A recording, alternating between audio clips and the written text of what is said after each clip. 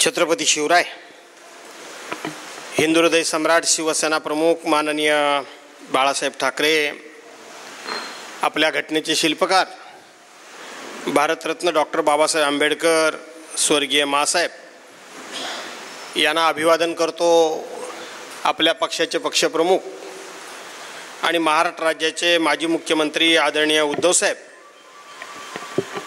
आज या ठिकाणी उपस्थित असलेली पक्षाची सर्वच पदाधिकारी मंडळी, पत्रकार मित्र आणि मोठ्या संख्येने उपस्थित असलेले शिवसेनेचे शाखा प्रमुख, सरपंच, पदाधिकारी बांधवांनो, भगिनींनो आणि सहकारी मित्रांनो,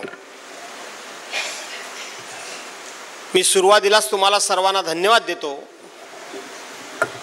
मी आपल्या सर्वांना विनंती केली होती की हे पक्षाचं शिबिर आहे, ही जाहीर सभा नाही, आणि त्यामुळं आपण सर्वांनी या शिबिराला गांभीर्यानं बसलं पाहिजे.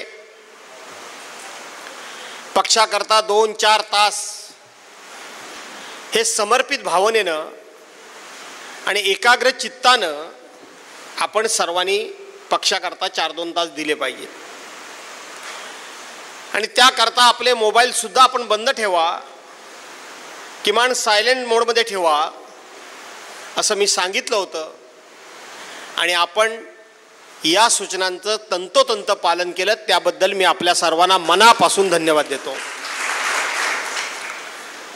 बांधवांनो, भगिनींनो, आजच्या ह्या शिबिराचा जो मूळ विषय आहे तो शिवसेना शाखा प्रमुखांचं महत्त्व आणि त्यांचा अधिकार, हा आपल्या आजचा शिबिराचा विषय आहे. मला हे शिबिर का घ्यावंसं वाटलं ते मी आपल्याला सुरुवातीला सांगून टाकतो. आपल्याला आठवत असेल, मध्यंतरी सगळे तालुका प्रमुख, उपजिल्हा प्रमुख, विधानसभा क्षेत्र प्रमुख, विभाग प्रमुख, उपविभाग प्रमुख यांची एक मी बैठक घेतली. आणि या बैठकीमध्ये माझ्या नेहमीच्या पद्धतीप्रमाणे प्रत्येक पदाधिकाऱ्याची मी हजेरी घेतच असतो. हजेरी म्हणजे काय? उपस्थिती. आणि म्हणून ती उपस्थिती मी घेत असतो. आणि त्या उपस्थितीमध्ये एक गोष्ट माझ्या लक्षात आली गेले 6 महिने, की शिवसेनेचा जो शाखा प्रमुख आहे, जो शिवसेनेचा मूळ कणा म्हणतात, जो खऱ्या अर्थानं शिवसेनेच्या विचारांचा मॅसेंजर म्हणतात, तो शिवसेनेचा शाखा प्रमुख कुठे आता कार्यरतच नाही. तो शाखा प्रमुख जे आमच्या काळातले, आम्ही सुद्धा शाखा प्रमुख होतो, आमच्या काळातले आम्ही शाखा प्रमुख बघितले, तर एखाद्या गावामध्ये पक्षाची बैठक असेल, एखाद्या विकास कामाचं उद्घाटन असेल, एखाद्याला सुखदुःखामध्ये भेटण्याकरता आम्ही गेलो असेल, गाव भेटीच्या कार्यक्रमाला गेलो असेल, तर त्या गावातला शाखा प्रमुख हा शाखा प्रमुखाच्या अंगामध्ये एक प्रकारची वीज तळपत असायची. त्या शाखा प्रमुखाच्या पायाला अशी एक प्रकारची भिगरी लागलेली असायची. तो शाखा प्रमुख धावत पळत या वाडीत जा, त्या वाडीत जा, याच्याकडे जा, त्याच्याकडे जा, अरे माझा तालुका प्रमुख येतोय, माझा विभाग प्रमुख येतोय, माझा नेता येतोय, माझा आमदार येतोय, चला मीटिंगला चला, सभेला चला. तो बेचैन असायचा, तो अस्वस्थ असायचा. ती सभा सक्सेस कशी होईल, यशस्वी कशी होईल याकरता तो जीवाचं रान करायचा. आज तुमच्यापैकी गावामध्ये गेल्यानंतर किती शाखा प्रमुख अशा पद्धतीनं काम करतात? प्रत्येक शाखा प्रमुखानं स्वतःला प्रश्न विचारा. इतकंच कशाला, तर गावात गेल्यानंतर आमचा तिथला प्रमुख पदाधिकारी जो असतो, मग तो तालुका प्रमुख असेल, विभाग प्रमुख असेल, तर अन्य कोणतरी जिल्हा परिषद सदस्य, पंचायत समिती सदस्य असेल, तो हळूच कानामध्ये मला सांगतो, साहेब तो कोपऱ्यामध्ये बसलाय ना मागं, तो आपला शाखा प्रमुख आहे, हा त्याला जाताना हाक मारून जाणार, तो रुसेल, त्याचा अपमान होईल, त्याला वाईट वाटेल, आम्हाला कोण महत्त्व देत नाही, आम्हाला कोण किंमत देत नाही, अशा पद्धतीची नाराजी वाढेल. आणि म्हणून जाताना त्याला हाक मारून जा. खरं आहे का खोटं आहे रे? त्याला हाक मारून जा. तो जेव्हा मला असा कानामध्ये माझा पदाधिकारी सांगतो तेव्हा तळपायच्या मस्तकात जाते, सणक जाते डोक्यात. अरे माझा शाखा प्रमुख, आम्ही शाखा प्रमुख म्हणून त्या काळामध्ये काय करत होतो आणि शाखा प्रमुखाचं कर्तव्य काय. आणि हा शाखा प्रमुख कोपऱ्यात बसलाय, त्याला जर हाक मारला नाही तर तो रागवेल, तो रुसेल. त्या गावाच्या मीटिंगमध्ये गेल्यानंतर जर शाखा प्रमुख कोपऱ्यात असेल तर त्याला गावामध्ये सुद्धा काय महत्व असेल, हा विचार करण्यासारखी परिस्थिती आहे. आणि मग आमचे विरोधक टपलेले असतातच. बघितलंस, आमदार आले ते तुझ्याकडे साधं बघितलं पण नाही, तुला हाक सुद्धा मारला नाही. कसली तुला किंमत काय, तुला कोण विचारतोय, मग ये माझ्या पक्षात, की तो गेला त्या पक्षात.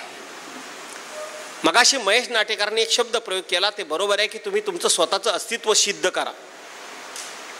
अरुणाताई ज्या सांगत होत्या ते शाखा प्रमुख म्हणून त्याचे कार्य काय आहे ते अतिशय उद्बोधक अशा प्रकारचे त्या सांगत होत्या. प्रत्येकजण आपापल्यापर्यंत सांगत होत्या.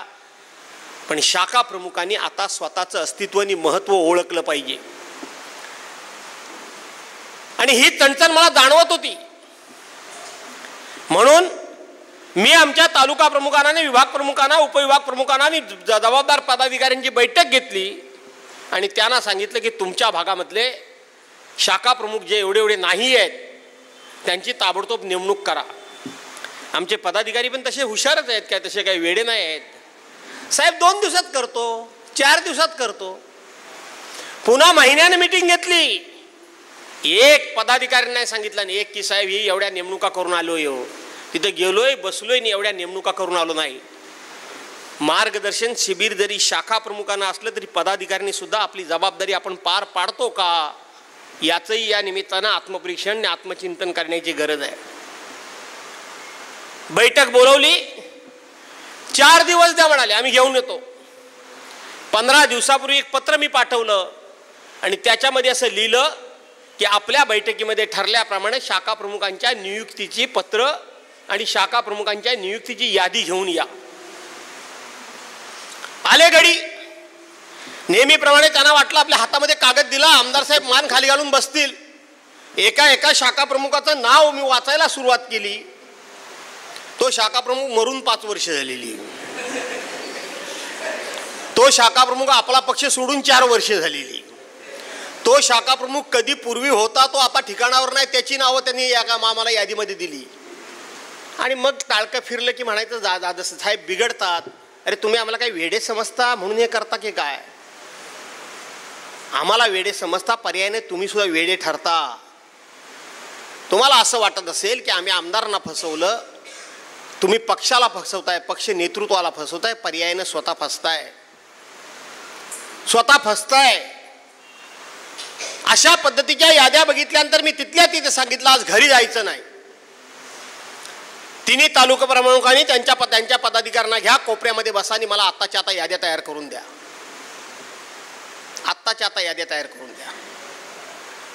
मी 4-8 दिवसापूर्वी हल्ली चंद्रपूर आणि माझ्याकडे तो पूर्व विदर्भ, नागपूर वगैरे, गडचिरोली वगैरे त्या भागामध्ये मी गेलो.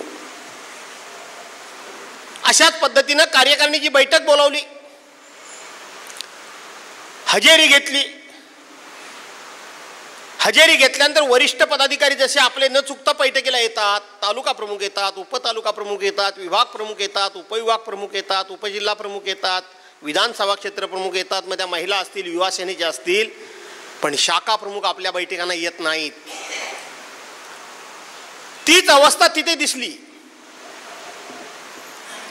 एक महिला शाखा प्रमुख आणि एक पुरुष शाखा प्रमुख आले, बाकी शाखा प्रमुख आले नाहीत. मी आज सांगतो तुम्हाला, ही जी शिवसेना प्रमुखांची शिवसेना उभी राहिली ना, याच्यामध्ये महत्वाचं योगदान जर कोणाचं असेल तर ते शाखा प्रमुखांचं योगदान आहे, हे लक्षात ठेवा.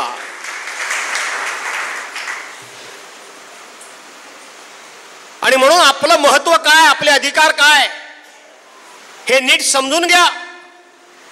तुमचा खरोखरच शिवसेनेवर प्रेम आहे, तुमचं खरंच शिवसेना प्रमुखांच्यावर प्रेम आहे, तुमचं खरंच उद्धव साहेबांच्यावर प्रेम आहे, आणि तुम्ही जर खऱ्या अर्थानं जरी भूमिका स्वीकारली असेल की आज आमच्या पक्षाला 4ही बाजूनं 4ही लोकांनी घेरलंय आणि आमच्या पक्षाला यांच्या ह्या घेरण्यातून बाहेर काढायचं आहे. आमच्या पक्षाला गतवैभव, पूर्वीची ती शिवसेना उभी करायची असं जर तुम्हाला वाटत असेल तर आजपासून शाखा प्रमुखाने आपल्या कर्तव्याची जाणीव करून घ्या आणि कामाला लागा. निश्चितपणे या पक्षाचं गतवैभव प्राप्त झाल्याशिवाय राहणार नाही हा विश्वास माझ्या मनामध्ये आहे. आहे तयारी तुमची? अरे आहे का माग? पुन्हा तो पक्ष उभा राहू शकतो. कोणी किती जरी म्हटला पक्ष संपवायचा तरी कोणाच्या बापाला हा पक्ष संपवता येणार नाही. पण फक्त तोंडानं निष्ठा व्यक्त करून चालणार नाही आणि स्वतः पुरेसं निष्ठावंत राहून चालणार नाही. जे 1966 साली शिवसेना स्थापन झाल्यानंतर मगाशी शंकरराव शिंदे असतील, नाहीतर तो आमचा संतोष मोरे असेल, नाहीतर कोणी आणखीन काही लोकांनी जुने अनुभव सांगितले असतील, आज पुन्हा 30 पाळीचा तीच परिस्थिती निर्माण झाली आहे. गावागावामधून पुन्हा एकदा नवं संघटन उभं करायची वेळ आली आहे. नवं संघटन उभं केल्याशिवाय तुम्हाला जमणार नाही. उगाच काहीतरी कोणाला तरी खुश करण्याकरता बोलण्यात काही अर्थ नाही. शाखा प्रमुखांना म्हणे मीटिंगला यायला पैसेच नसतात. कुठल्या शाखा प्रमुखाकडे मोबाईल नाही? जरा हातवर करा रे. कुठल्या शाखा प्रमुखाकडे मोबाईल नाही? त्याला हातवर करा. मोबाईल रिचार्ज मोफत होतो काय? फुकट होतो?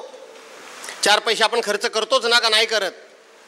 4-2 महिन्यानं कधीतरी पक्षाच्या एखाद्या मीटिंगला जायला परिस्थितीचं कारण काय सांगता तुम्ही? कसलं परिस्थितीचं कारण सांगता? कोणत्या परिस्थितीचं कारण सांगता? मगाशी तुम्ही सगळे म्हणलात की शाखा प्रमुखांनी इथं काम आल्याशिवाय काम द्यायचं नाही. मी आज जाहीर करतो की शाखा प्रमुखाच्या पत्राशिवाय मी काम देणार नाही. हे मी आज जाहीर करतो. पण तुम्ही तालुका प्रमुखांनी, तुम्ही पदाधिकाऱ्यांनी ही जबाबदारी घ्या की तो शाखा प्रमुख गावात फिरून आपल्याला कोणत्या कामाची गरज आहे त्याची माहिती स्वतः गोळा करेल. ते पत्र घेऊन तो स्वतः येईल. याकरता तिची मानसिक तयारी करा. कोण शाखा प्रमुख येतात? मी मगाशी सांगितल्याप्रमाणे साधे मीटिंगला बसत नाहीत. 90% शाखा प्रमुख हजरच नसतात. सगळे वरचे पदाधिकारी उलट्या बाजूने चक्र व्हायला लागलंय. वरचे पदाधिकारी काम करतात. पूर्वी शाखा प्रमुख काम करायचा, तो आपल्या विभाग प्रमुखाला रिपोर्ट करायचा, विभाग प्रमुख उपविभाग प्रमुखाला करायचा, उपविभाग प्रमुख विभाग प्रमुखाला करायचा आणि विभाग प्रमुख तालुका प्रमुखाला येऊन करायचा. आज तालुका प्रमुख, मगाशी 3 तालुका प्रमुखांनी मला सांगितलं, म्हणजे बोलले भाषणात, साहेब असा एक सांगू शकत नाही की ज्याच्या घरात मी निमंत्रण पोचवलं नाही. काय टपाल्यात काय रे तुम्ही? का पोस्टमन आता बंद झाले म्हणून तुमचं काम सुरू झालं? काय पद्धत? कुठल्या दिशेने चाललंय काम? हे काम तालुका प्रमुखाचं नाहीच आहे. प्रत्येकाच्या घराघरामध्ये जाऊन निमंत्रण देणं हे काम तालुका प्रमुखाचं आहे. निमंत्रण द्यायला कमीपणा वाटायचं काय कारण नाही.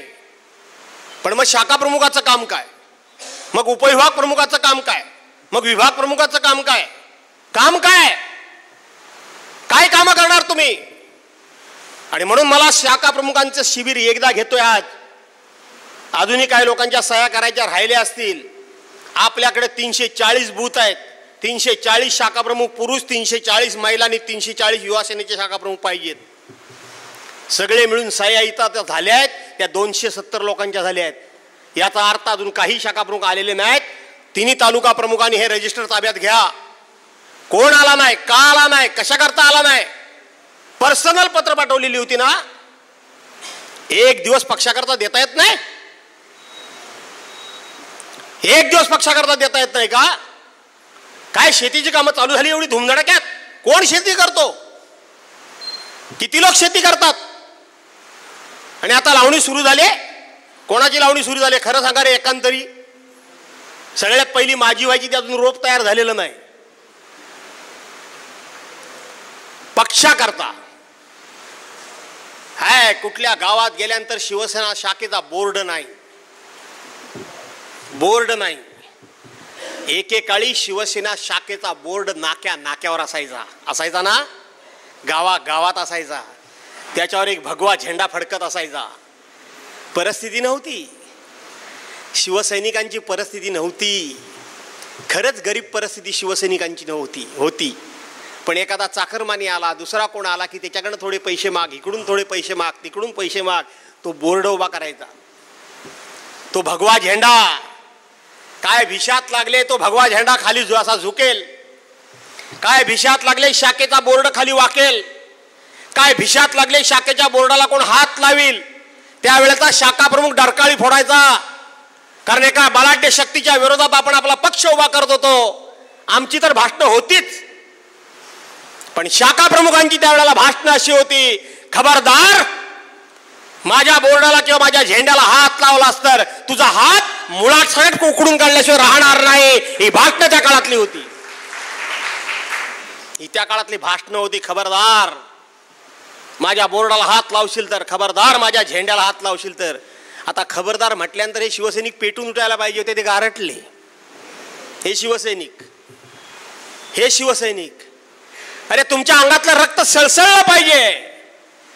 आज ती परिस्थिती नाहीये. कोणीही तुमच्या बोर्डाला हात लावणार नाही, कोणी तुमच्या झेंड्याला हात लावणार नाही. ती परिस्थिती आता राहिलेली नाहीये. पण तुम्हाला अभिमान पाहिजे, तुम्हाला स्वाभिमान पाहिजे की मी माझ्या गावात, माझ्या शाखेचा, माझ्या गावाचा, माझ्या नावाचा, माझ्या नेत्याचा बोर्ड लावला. एवढं करू शकत नाही आपण. त्याच्यावर एक झेंडा लावू शकत नाही आपण. माणसं कशी जोडायची, हे शंकर शिंदे वगैरे आहेत त्यावेळेला मी मुंबईतनं जायचो, लोकांच्याकडे भिका मागून मी वया मागायचो. बरोबर आहे का नाही शंकरराव? आज ती गरज राहिलेली नाही. आज माझ्याच कार्यालयामध्ये एवढ्या वया पडल्या आहेत, एवढ्या छत्र्या पडल्या आहेत, एवढं साहित्य पडलंय, एवढं दप्तर पडलेत. परवांच्या दिवशी त्या बाळाला सांगितलं आता एक ट्रक आण, भरणी दे टाकून. फुकट सुद्धा कोण न्यायला तयार नाही. आम्ही त्यावेळेला हात पुढे करून करून प्रत्येकाकडे मागणी करायचो, थोड्या चार वया दे, थोडी भगवी पेनं दे, झेंड्याला कापड दे, काही ना काहीतरी कर, जरा मदत कर. स्वतः करता नाही, हे आम्ही करत होतो. आज तुम्ही काय तुमचं कर्तव्य पार पडता? काल 16 तारखेला शाळा सुरू झाल्या आणि या शाळेमध्ये नवागत विद्यार्थ्यांचं स्वागत करा असे एक नवा कन्सेप्ट सुरू झालाय.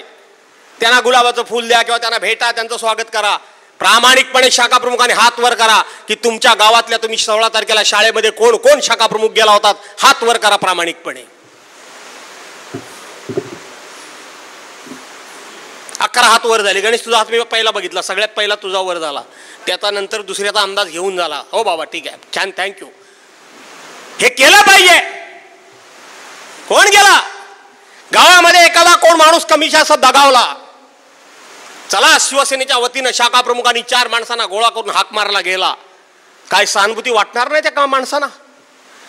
एखादा विद्यार्थी चांगल्या मार्कानं पास झाला, एखादं नुसतं तिथलं गुलाबाचं फूल नाही तर चाफ्याचं फूल साध्या कागद पानामध्ये गुंडाळलं, चला शाखेच्या वतीनं आम्ही आलेलो आहोत, तुमचं अभिनंदन करला. आमच्या तालुका प्रमुखांच्या वतीनं, आमच्या आमदारांच्या वतीनं, आमच्या उद्धव साहेबांच्या वतीनं आम्ही तुमचं अभिनंदन करतो. त्यांच्या मनात सहानुभूती निर्माण होणार नाही?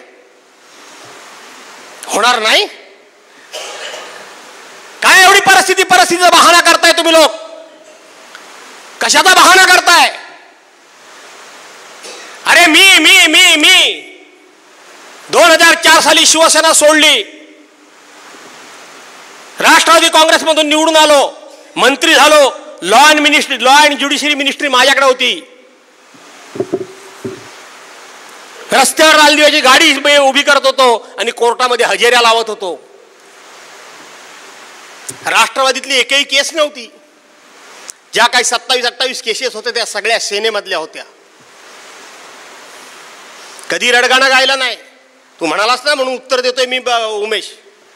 कधी तक्रार केली नाही. इतकंच कशाला, जे कोणी शिवसेनेमध्ये राहिले माझ्याबरोबर या असं मी कधीच कोणाला म्हणालेलो नाही. ते शिवसेनेबरोबर राहिले, माझ्या विरोधात गेले. 2004ला माझ्या निवडणुकीत सुद्धा विरोधात काम केलं, पण त्यांच्या सुद्धा हायकोर्टापर्यंत केसेस भास्कर जाधवनी लढवल्या. मी कधी म्हटलं नाही मी तुमच्या केस का लढवू, मी तुमच्या वकिलाच्या फी का देऊ, तुम्ही माझ्याबरोबर आलात नाही, तुम्ही माझ्या विरोधात का काम केलं नाही. आजही माझ्यामध्ये दानत आहे. काल माझी मुलाखत झाली आहे, आजही माझ्यामध्ये दानत आहे. की समाजाला जर भास्कर जाधवची ओळख करून कोणी दिली असेल तर ती शिवसेनेने ओळख करून दिली, याची दानत माझ्या मनामध्ये आहे.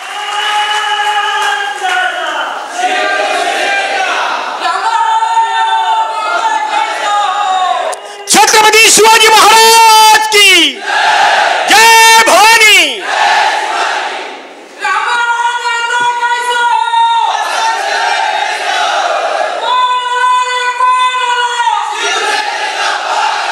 हायकोर्टापर्यंत केसेस लढवल्या.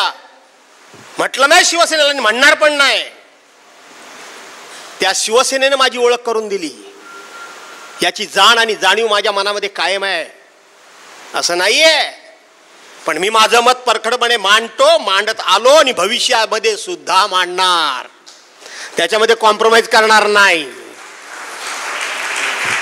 मांडायचं ना का नाही मांडायचं? मला तुम्हाला शिवसैनिक ते तयार करायचे आहेत. मला बघायचंय. अरे पूर्वी काँग्रेसचा आमदार जर आमदार असला आणि तो एखाद्या गावात जायचा असला तर माझा गावातला शाखा प्रमुख त्या आमदाराच्या पुढे छातीची 4 बटणं उघडी टाकून ताट मानेनं उभा राहायचा, तो शिवसैनिक. हे शंकरराव किंवा काय पप्या इथे संदीप बिंदी प्रभाकरराव वगैरे जुनी मंडळी बरीचशी आहे. आमदार त्यांचे होते, पण तालुका प्रमुख मी शिवसेनेचा होतो. शंकरराव, रुबाब कोणाचा होता रे? संतोष रुबाब कोणाचा होता? अरे रस्त्यानं नुसती भास्कर जाधवची बुलेट फिरायला लागली की त्या रस्त्याला काँग्रेसवाले फिरकायचे पण नाहीत. आला म्हणायचे, आला आला. समोर 500 माणसं आहेत की 1000 माणसं आहेत हे बघितलं नाही. दिवस बघितला नाही, रात्र बघितला नाही. आता सारखे मोबाईल नव्हते. इकडून तिकडून निरोप आला की अमक्या गावामध्ये आपल्या लोकांच्यावर हल्ला झालाय, सावर्ड्यात हल्ला झालाय, आगव्यात हल्ला झालाय, निवळीत हल्ला झालाय, भोपळीत हल्ला झालाय, आणखीन कुठं हल्ला झालाय. हल्ला किती वाजता झाला, साधा निरोप आला की भास्कर जाधवची बुलेटचा आवाज झालाच म्हणून समजा तो बाहेर पडलाच. तो बाहेर पडला. पाठीमागे कोण आहे बघितला नाही, कधी रात्र नाही बघितली, दिवस नाही बघितला, कधी काय बघितलं नाही. लोक उगाच नाही पाठीशी उभे राहिले आणि आजही राहतात. फार त्याचं भांडवल मी कधी करत नाही, परंतु कालानुरूप ते सांगायला पाहिजे. मला सांगायला पाहिजे. तुम्हाला काय वाटत? आम्ही काय शाखा प्रमुख, आम्ही काय शाखा प्रमुख. शाखा प्रमुख म्हटल्यानंतर अशी बटणं 2 वरती उडाली पाहिजेत. उडाली पाहिजेत का नाही? उडवाल का नाही रे? का फक्त पोरीनाच बघून फक्त असं कराल? तेवढंच काम करा. ज्यांना ज्यांना या पद्धतीने शाखा प्रमुख म्हणून राहायचं नसेल त्यांनी शिवसेना प्रमुखांचा शिवसैनिक राहा, शाखा प्रमुख म्हणून राहू नका. आणि मी आज सांगतो 3 तालुका प्रमुखांना, ज्यांना कोणाला अशा पद्धतीने मीटिंग अटेंड करायच्या नसतील, ज्यांना कोणाला खरोखर पक्षाला वेळ द्यायचा नसेल, तर स्वातंत्र्यवीर सावरकरांचं धोरण लक्षात ठेवा. जे कोणी बरोबर येतील त्यांना बरोबर घेऊन जाऊ, जे कोणी बरोबर येणार नाहीत त्यांना वळसा मारून जाऊ, आणि जे कोणी आडवे येतील त्यांना आडवे करून जाऊ. ही हिम्मत ठेवा, ही हिम्मत ठेवा शाखा प्रमुखांनी. गणपती आला, दिवाळी आली, ईद आली, दसरा आला, शिमगा आला. अरे एखादा बोर्ड 25-30 जण तुम्ही जमलात आणि 10,000 रुपये फक्त काढलेत, तर एखादा बॅनर करायला कोणाकडे तरी पैशाची अपेक्षा करावी लागते तुम्हाला. का तुम्ही हे करू शकत नाही? चाकरमान्यांचं अभिनंदन, भाविकांचं अभिनंदन, ईद मुबारक, डॉक्टर बाबासाहेब आंबेडकरांच्या जयंतीला शुभेच्छा. नाही त्या लोकांना तुमच्याबद्दल आदर वाटणार? हे काम शिवसैनिकांचंच आहे, हे काम शिवसैनिकांचं आहे. एखाद्याच्या लग्न कार्यात जाताना चला एकट्यानं जाण्यापेक्षा चला चौघांनी जाऊ. शिवसेनेच्या वतीनं आलो, चौघांनी मिळून एकच प्रेझेंट दिलं तरी चालेल. चौघांनी 4 देऊ नका, देतात पण देऊ नका. पण शिवसेनेच्या वतीनं आलो, उद्धव बाळासाहेब ठाकरेंच्या वतीनं आलो, आमदार भास्कर जाधवांच्या बाजूनं आलो, हे सांगितलं तर आपोआप तुमची समाजामध्ये पत वाढेल. पत महत्वाची आहे. आणि हे काम शिवसेनेच्या जुन्या जाणत्या लोकांनी वर्षानुवर्ष केलेलं आहे. कोणाच्या सुखात दुःखात अडी अडचणीत, कालच्या माझ्या मुलाखतीमध्ये मी सांगितलं की रस्त्यावर ॲक्सिडेंट झाल्यानंतर बाकीच्या पक्षातले लोक वळसा घेऊन जातात, मेला की मात्र मैताला न चुकता चेहरा वाईट करून जातात. पण तो रस्त्यामध्ये पडला असेल तर ताबडतोब त्या रक्ताने भरलेल्या माणसाला हाक आपले कपडे खराब होतील म्हणून विचार न करता त्याला उचलून रस्त्यातली गाडी अडवून जर हॉस्पिटलमध्ये घेऊन जाणारा कोण असेल तर तो शिवसैनिक आहे, लक्षात ठेवा. एखाद्या महिलेची जर कोण चेष्टा करत असेल, जाणीवपूर्वक जर तिला कोण छेडछाड करत असेल तर ती कुठल्या जातीची आहे, कुठल्या धर्माची आहे हे शिवसैनिकांनी बघता कामा नये. तिच्या मदतीला धावून जातो तो शिवसैनिक आहे, तो शिवसैनिक आहे. ही समाज उपयोगी कामं शिवसेनेने केली म्हणून जो मगाशी विक्रांत म्हणाला की गावच्या सदस्यापासून मी त्याला अनेक वेळा सांगत असतो, दिल्लीच्या पंतप्रधानापर्यंत ज्या पक्षाची सगळं सत्ता होती त्याला तोंड देण्याचं काम शिवसेनेनं केलं, शिवसेनेनं केलं. आता राहिला प्रश्न कामाचा. काय रे, कोण तुमच्यापैकी काम घेतो आणि उरलेल्या चौघांना आपल्याबरोबर सामावून घेतो? जरा एका हात वर करा बघू. जो काम स्वतः घेतो तो स्वतःच पुरताच करतो. एक काम मिळालं की दुसरं नाही मिळालं तर रुसतो. अंकुश तुम्ही सांगताय कामं द्या, कामं द्या, कामं द्या, कामं द्या. आणि तिसरी गोष्ट, आता कामं देणं एवढं सरळ राहिलेलं नाही. सगळी कामंही ऑनलाईन आहेत. मी आमदार आहे, इथं जरा बसलेल्या प्रत्येकाला मी प्रश्न विचारतो, तुमच्या गावात मी समाज मंदिर दिलं तर त्याचा कॉन्ट्रॅक्टर तुमच्यापैकीच कोणतरी होतो ना? तुमच्या गावात 25-15चं काम आलं त्याचा कॉन्ट्रॅक्टर तुम्हीच होता ना? तुमच्या गावात ग्रामपंचायत तुमची आहे, 15व्या वित्त आयोगातून पैसे आले तर त्याचे कॉन्ट्रॅक्टर तुम्हीच होता ना? तुमच्या गावामध्ये ते तांडा वस्तीतून पैसे आले तर त्याच्या कामाचे कॉन्ट्रॅक्टर तुम्हीच होता ना? की मी होतो का माझा कोण माणूस होतो? कोण होतं? आणि आज 90% ग्रामपंचायती आपल्या आहेत. वास्तविक सरपंच आणि शाखा प्रमुख यांनी हातात हात घालून काम केलं पाहिजे तर ह्या बऱ्याचशा तक्रारी कमी होतील.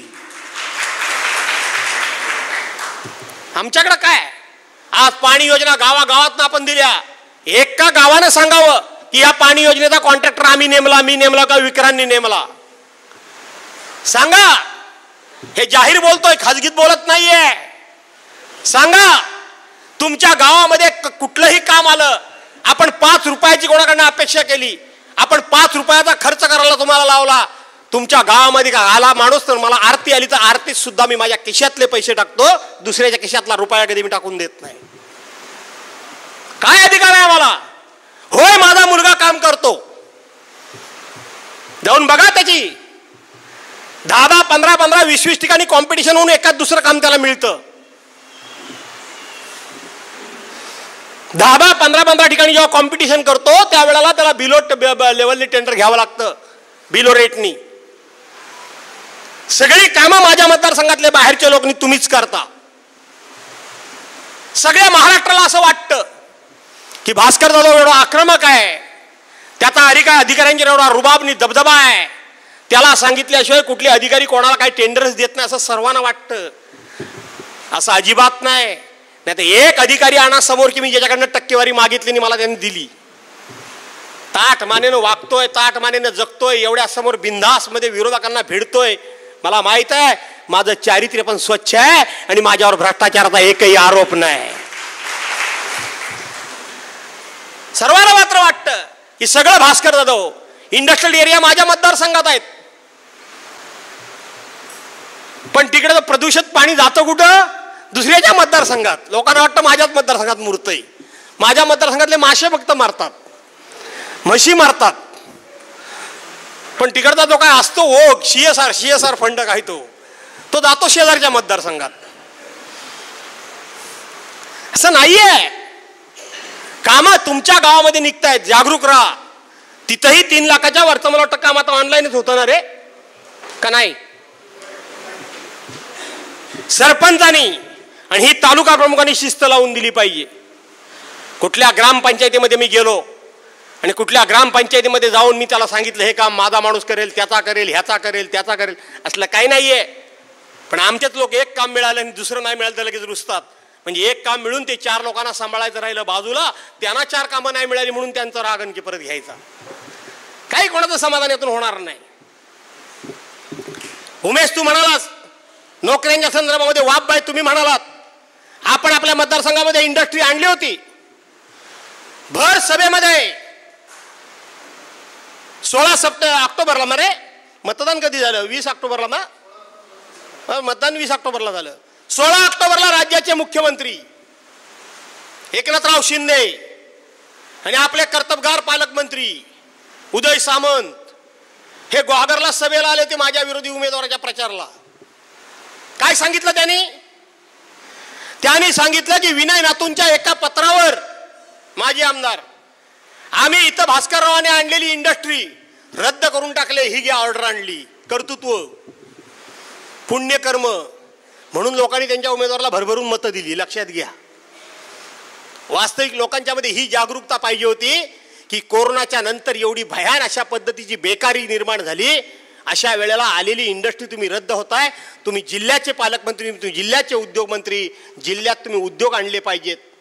पण तुम्ही काय फुशारक्या मारताय. आम्ही ती रद्द केली आणि लोकांनी त्यांना रद्द केल्याबद्दल मतदान केलं. मोहिते साहेब बरोबर ना. 40 वर्षे ज्यांनी आमदारकी भोगली त्यांनी एक कारखाना आणायचा प्रयत्न केला नाही. प्रत्येक कारखान्याला विरोध केला. जे काम केलं त्याला विरोध केला. जे काम केलं त्याला. आणि म्हणून मित्रांनो मला शाखा प्रमुख मी आज सांगतो पुन्हा अंकुश तुम्हाला पण कोण आले नाही शाखा प्रमुख त्यांची हजेरी घ्या. भिवू नका अजिबात. काय होत नाही. काय एवढे फार मोठ्या चला गंमत मोठी अशी आहे ना. पदावर असताना हा झोपलेला असतो. पदावरनं काढला की एकदम ऍक्टिव्ह होतो. तो एकदम कामालाच लागतो. बघतो मला काढला ना काय आता त्याला मी माझी जागाच दाखवतो. अरे मेले या पदावर होतास तेव्हा त्या पक्षाकरता काय केलंस ते बघ. तेव्हा रेड्यासारखा हुरत होतास. ही कीड आहे. आणि सगळ्यात मोठी कीड लागली ती आणखीन एक कीड लागली. जरा काय झालं मगाशी पप्पू शेठ तुम्ही तक्रार नोंदवली बरोबर आहे. जरा काय झालं की वर जायचं. आणि वर सुद्धा काय हल्ली उद्योग चाललेत काय कळत नाही. एखादा निर्णय घेताना तिथल्या पदाधिकाऱ्याला विचारला पाहिजे. तिथल्या जबाबदार नेत्याला प्रश्न विचारला पाहिजे. हा भारी वशिला हल्ली लागलाय. पण तसल्या वशिल्यानं माझ्यावर काही परिणाम होणार नाही. मी तुम्हाला आहे ते सांगतो.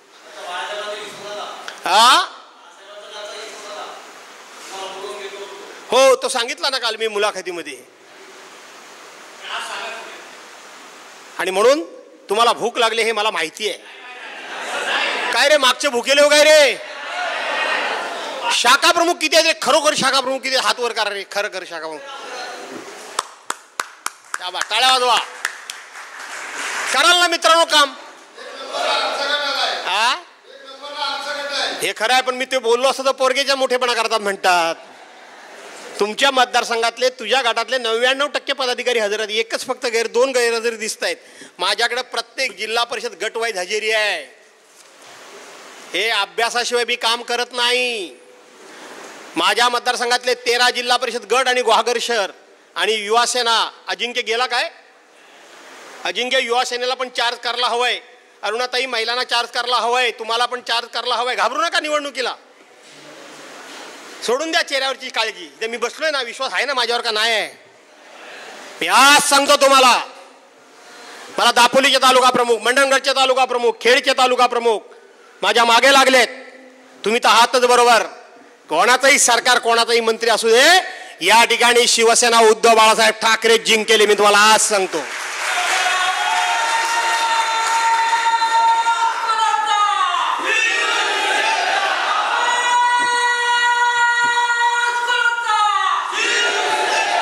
आणि त्याच्याही पुढे माझा विचार आहे. बाद झालं आपण कोणाच्या कार्यक्षेत्रामध्ये हस्तक्षेप करायचा नाही. आपल्याला सांगतील तेवढंच काम करायचं. कधी कधी खुमखुमी येते. त्या सिंधुदुर्गापासून सगळे लोक येतात. मला वाटतं सिंधुदुर्गापासूनच हलवायला सुरुवात करतो. गादा मारी टोपी. कसं शिवसेनेचं पुन्हा गेलेलं वैभव उभं राहत नाही ते बघतो मी. करायचं ना उभा याला काय येणार. त्यावेळेला आपण माहिती आहे ना कणकवलीच्या निवडणुकीमध्ये गेलो होतो जमुनीतनं पप्या. माहिती आहे की नाही. सगळ्या गेलो होतो. काय नवीन नाही. आणि दादा भाई बी आपल्या समोर काही कोणाचं काही चालत नाही. ते फक्त लांबून बोलण्याकरता. मी त्यांच्या एरियात जाऊन बोलतो. नुसता बोलत नाही. आणि म्हणून मला तुमची साथ पाहिजे. उद्याची जिल्हा परिषद आणि पंचायत समिती निवडणूक. तालुका प्रमुखांना मी आत्ताच सांगतो ताबडतोब मीटिंग घ्या. दर महिन्याला एका विभाग प्रमुख एका जिल्हा परिषद गटाची मीटिंग झालीच पाहिजे. उपविभाग प्रमुख तुमच्या आठवड्याला मीटिंग झालीच पाहिजे. उपविभाग प्रमुख, उपतालुका प्रमुख, तुमची मीटिंग झाली पाहिजे, महिलाही झाली पाहिजे. घ्यायची ना? जिंकायच्या ना का नाही जिंकायच्या? नसेल तर आता सांगा आम्हाला काय जिंकायचं नाही तर काय करायचं. असलं नाही ना काय? परवा आपल्याला मताधिक्य कमी मिळालं त्याचा राग तुमच्या मनामध्ये आहे का नाहीये? अरे शाखा प्रमुख तुम्ही जर सावध असतेत ना तर त्या महिला भगिनींना काही जे पैसे आले ना पैसे, तर गावागावात तुम्ही जागे असतेत ना तर महिलांनी पैसे घेतले असते पण मत आपल्यालाच दिलं असतं. या वेळेला आपल्या विरोधात जो काही पैसा वाटला गेला, पोलिसांच्या गाड्यातून पैसे आले, गाड्यातून पैसे आले. जर शाखा प्रमुख जर मजबूत असते ना तर त्यातले अर्धे पैसे त्यांना पण मिळाले असते आणि मला मतं पण मिळाली असती. जागृत राहिले असते तर अर्धे पैसे खिशात नाही, परत मतं पण मला मिळाली असती. मिळाली असती का नसती मिळाली? पोलिसांच्या गाड्यातून. काय चाललंय? केंद्र सरकारने आता नवीन कायदा केला, काल बघितलात की नाही? राहुल गांधी विरोधी पक्षनेते पार्लमेंटचे त्यांनी सांगितलं की 4 महिन्यात 60 लाख मतदान महाराष्ट्रात वाढलं. कुठून ते सांगा? सरकारनं कायदा केला की आता 45 दिवसाच्या वर ईव्हीएम मशीन किंवा त्या पेट्या ज्या मतदानाच्या आहेत ना त्या ठेवायच्या नाहीत, नाहीशा करायच्या. लक्षात घ्या, नाहीशा करायच्या. म्हणजे काय? सरकारने काळं काम केलेलं, आपण हरलेलो नाहीये. आपल्याला आघाडी करायची आहे नाही असं नाही, त्याच्याबद्दल तुम्ही भाष्य करू नका.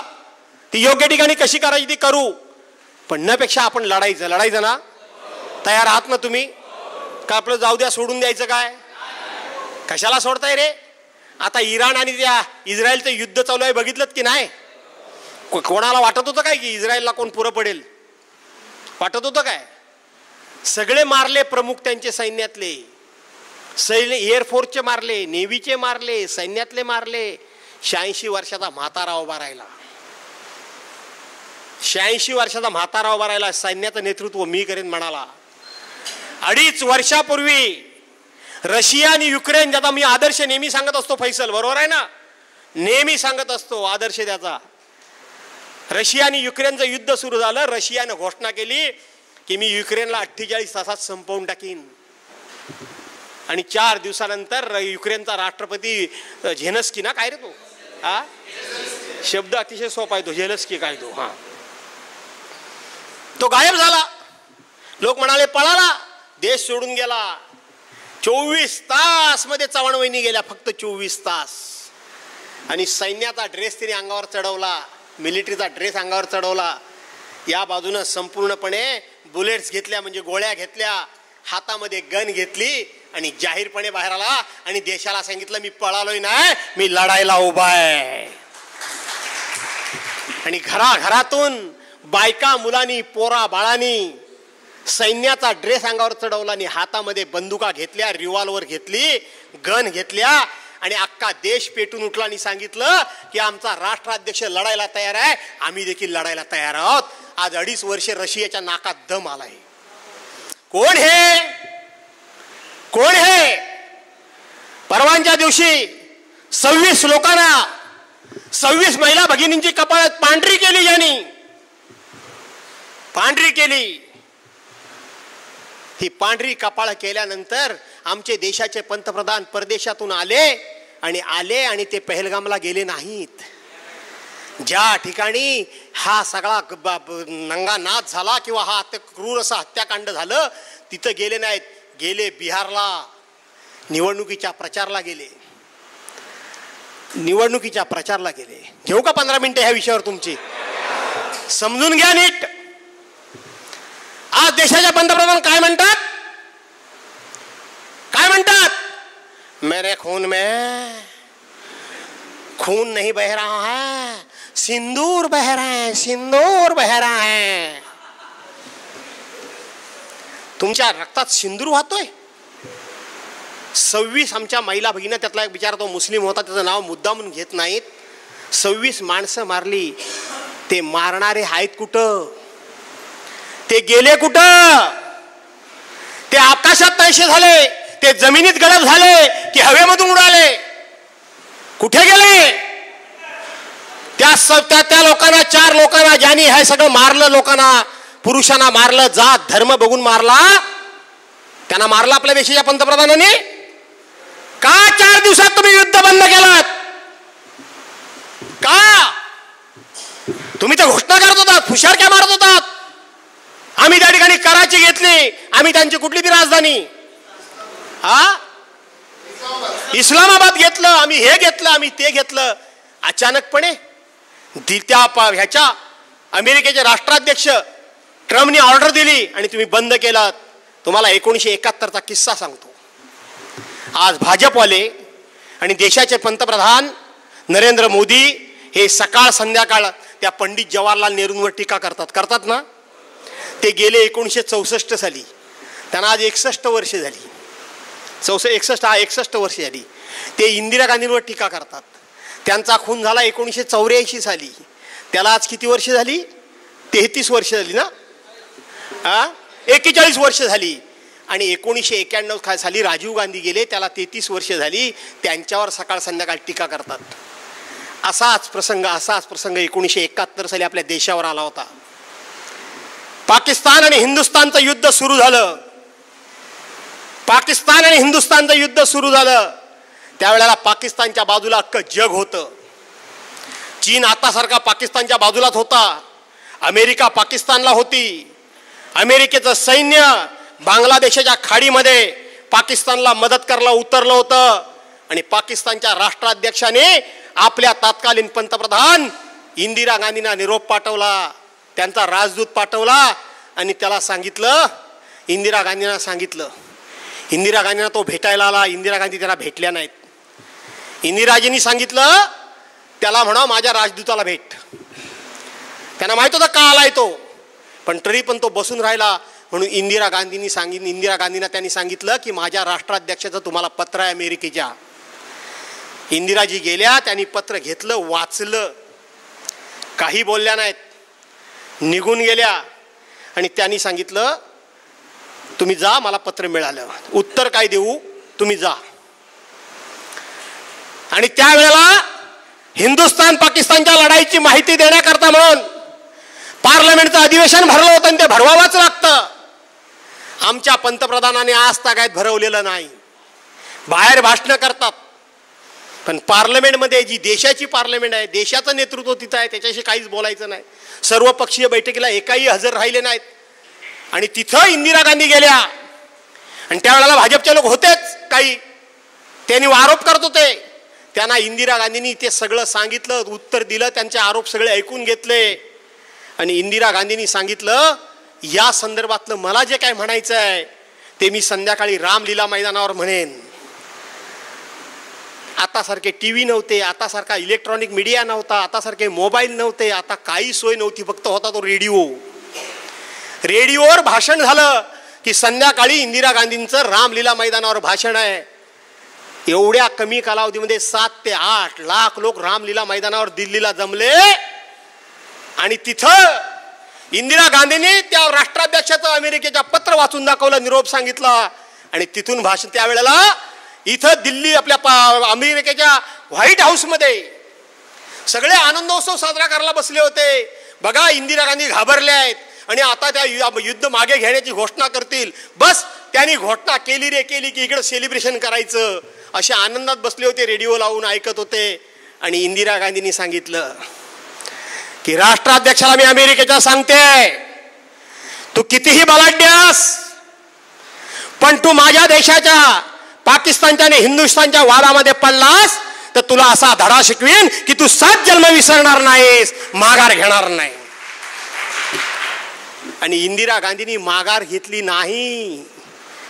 इंदिरा गांधींनी माघार तर सोडा, आता हे म्हणतात ना आम्ही एअर स्ट्राईक केला आणि हे केलं आणि ते केलं.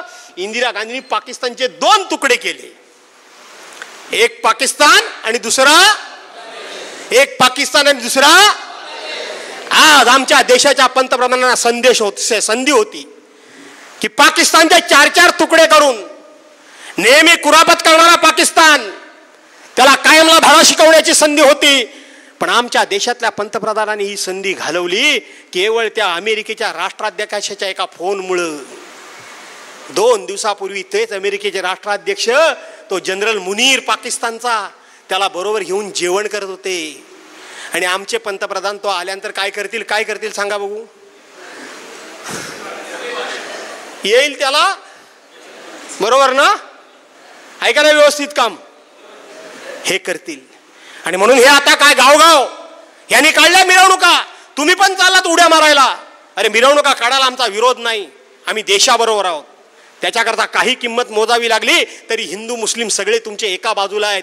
पण तुम्ही देशामध्ये फक्त हिंदू मुस्लिम करणार आणि तुमचं राजकारण करणार, ह्याच्या बाजूने उद्धव साहेब नाहीत, ह्याच्या बाजूने उद्धव साहेब नाहीत. आणि म्हणून तुम्ही सैनिक आहात. प्रत्येक पक्षामध्ये सदस्य असतो, शिवसेनेमध्ये सदस्य नसतो. पक्षात प्रत्येक अध्यक्ष असतो, शिवसेनेमध्ये प्रमुख असतो. अरे तुम्ही शिवसैनिक आहात. सैनिक म्हणजे देशाच्या सीमेवर लढणारा जो सैनिक आहे तो सन्मान तुम्हाला प्राप्त झाला पाहिजे. अशा पद्धतीने पक्षाकरता लढा, अशा पद्धतीने पक्षाकरता लढा. एवढंच तुम्हाला सांगतो. वरच्या वर ताबडतोब महिलांचं शिबिर घेऊया, ताबडतोब अजिंक्य युवा सेनेचं शिबिर घेऊया. घाबरू नका. कोण येत आहेत नाही कोण जात आहेत त्याची काय पर्वा करताय. आता संजयराव कदम आपल्याकडे होते त्यावेळेला रोज तिकडं ह्याच्यामध्ये दापोलीमध्ये मंडणगडमध्ये पक्षप्रवेश व्हायचे की नाही. रामदास भाईच्या उपस्थितीत पक्षप्रवेश, रामदास भाईच्या उपस्थितीत पक्षप्रवेश होतं की नाही. तरी संजय राऊताला किती मतं पडली, संजय राऊताला नाही कदमांना किती मतं पडली. 87,000 मतं पडली. याचा अर्थ हे पक्षप्रवेश वगैरे सगळे नाटकीय आहेत. आणि म्हणून तात्पुरते आपले लोक सुद्धा आणि लाडक्या बहिणी काहीतरी गडबड केलेली दिसते जरा. आणि ही 46 लाख मतं कशी वाढली. पण तुम्ही घाबरू नका, मी घाबरलेलो नाही, विक्रांत घाबरलेला नाही, नेत्राताई तुम्ही पण घाबरू नका. नाही महेश नाटेकर तुम्ही घाबरलेत नाही का घाबरले आहे. प्रवीण सांगून तिकडे गेलाय, म्हणजे तो आज त्याचा पूर्वी ठरलेलं होतं, तो विचारून तिकडे गेलाय. नाही अशातला भाग नाही. पोपशेट तुम्ही घाबरलेले नाहीत ना. आणखीन कोण घाबरले. वाबबाई तुम्ही तर काय घाबरणारच नाही. बशीरबाईचा काय संबंधच नाही घाबरायचा. मधुकर शिरगावरांना काय ऐकूला येत नाही त्यामुळे ती भानगडत नाही. त्यांनी काही ऐकलं नाही तरी हसतायत. तुम्ही घाबरले नाही म्हटलं, बरोबर ना. असं मी बोललो. आणि म्हणून बाबांनो रे बराच वेळ घेतलाय, पण पक्षाकरता एवढा वेळ द्या. तुम्ही जर हिंमत पाठीमागे ठेवलीत तर मी पुन्हा सांगतो की पुन्हा आपला रत्नागिरी जिल्हा हा उद्धव बाळासाहेब ठाकरेंच्या पक्षाचा मी भगवामय केल्याशिवाय राहणार नाही. इथं मुस्लिम पुरुष आलेत, तशा मुस्लिम भगिनी पण आल्यात. लक्षात या, नोंद घेण्यासारख्या गोष्टी आहेत या. खुल्या मनानं निर्भयपणे बिनधास्तपणे शिवसेनेच्या शिबिरामध्ये आमच्या मुस्लिम भगिनी म्हणून येऊन बसतात. ही तुमची जमेची बाजू आहे. सुभाष मोहितेंनी अतिशय मार्मिक अशा प्रकारची गोष्ट केली. त्यांच्या मागं माणसं किती आहेत ह्याची मी कधी बेरेच करत नाही. तर त्यांचा विचार किती महत्त्वाचा आहे तो विचार मी नेहमी विचारात घेतो. आणि म्हणून पुन्हा एकदा तुम्हाला सर्वांना धन्यवाद देतो. आजच्या दिवसानंतर शिवसैनिक शाखा प्रमुख शंकरराव शिंदेनी पुस्तक जे छापलेलं आहे त्यांना मी सांगितल्याप्रमाणे ते तुमच्या हातात दिलेलं आहे. ते प्रत्येकाने वाचाल काय रे. प्रबोधनकार ठाकरे म्हणायचे, जो वाचेल तो तुम्ही वाचाल ना. आणि शाखा प्रमुख आजपासून तरबेज होतील ना. गावागावात मला शाखेचा बोर्ड दिसला पाहिजे, गावागावात मला भगवा ध्वज दिसला पाहिजे. त्या बोर्डावर आमच्या शाखा प्रमुखासह आमची नावं आमची असली पाहिजेत. तुम्ही पुढे सुरुवात करा. जिथे कुठे तुम्हाला पैसे कमी पडतील तिथं भास्कर जाधव पाठीशी उभा आहे.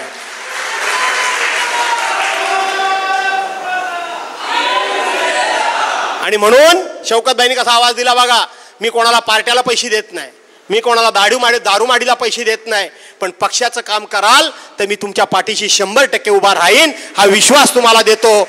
आज निवडणुका ह्या कुठल्या पद्धती जिंकण्याचा निर्धार आपण केलेला आहे. कितीही पैसे ओतू देत आपल्या मतदारसंघामध्ये 100% विजय आपण मिळवायचा हा आजचा निर्धार घराघरामध्ये घेऊन चला अशी विनंती करून उत्तम प्रकारची साथ दिलीत. जवळजवळ 5 तास या ठिकाणी बसलात. माझं कंटाळवाणं भाषण झालंय तासभर नाही का. मग मागणं घोषणा द्या बघू, 4-5 कोणीतरी देतोय कोण बघू दे. मला कंटाळत नाही. दे घोषणा. कोण देतोय तर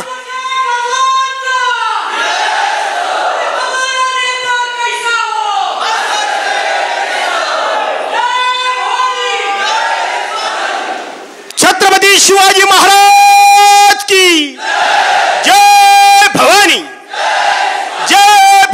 तर मित्रांनो, जर तुम्हाला आमचा व्हिडिओ आवडला असेल तर आमचं चॅनल सबस्क्राईब करा, लाईक करा, शेअर करा आणि बाजूला असलेला बेल आयकॉनवरती प्रेस करा, जेणेकरून तुम्हाला आमच्या चॅनल्सच्या